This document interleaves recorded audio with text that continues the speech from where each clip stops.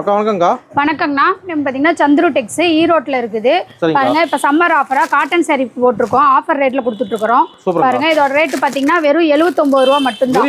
79 ரூபாய்க்கு காட்டன் சாரீ. பாருங்க எவ்வளோ சாரீ வேணாலும் நீங்கள் எடுத்துக்கலாம். 100, 150, 200 சாரீ உங்களுக்கு எத்தனை சாரீ வேணாலும் எடுத்துக்கலாம். இந்த மாதிரி நிறைய வேணாலும் ஆர்டர் எடுத்துக்கலாம். செம்மையா இருக்கும்.